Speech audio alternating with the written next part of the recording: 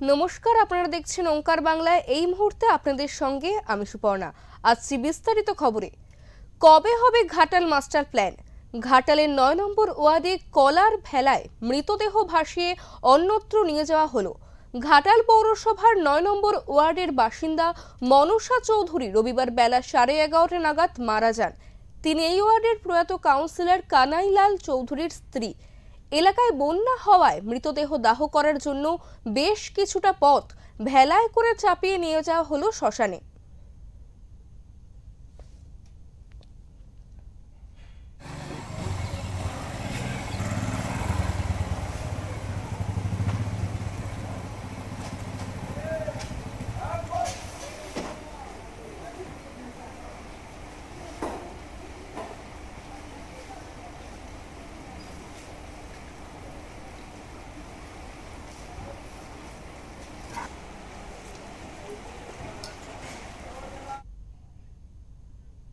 অন্যদিকে ঘাটালে প্রায় 1 মাসের উপর বন্যা পরিস্থিতি রয়েছে। ডিভিসির ছাড়া জলে প্লাবিত হয়েছে ঘাটাল পৌরসভার বেশ কিছু এলাকা। প্রশাসনের পক্ষ থেকে ঘাটাল মাস্টার প্ল্যান শুরু হয়েছে হলেও আদতে ঘাটাল মানুষের জল যন্ত্রণার ছবিটা কার্যত প্রকাশ্য।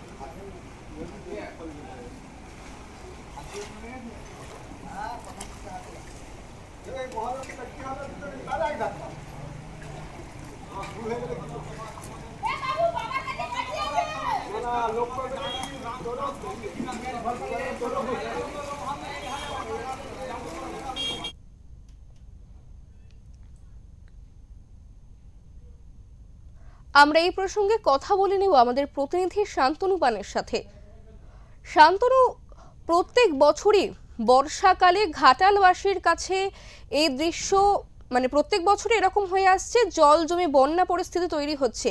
কিন্তু ঘাটালবাসী আশা করেছিল মমতা বন্দ্যোপাধ্যায় আসার পরে তাদের এই জল যন্ত্রণা থেকে মুক্তি পাবে, কিন্তু সেটা এখনো হচ্ছে না। তার কোনো সুরাহা এখনো অবধি হয়নি। এই পরিপ্রেক্ষিতে এলাকাবাসী কি বলছে?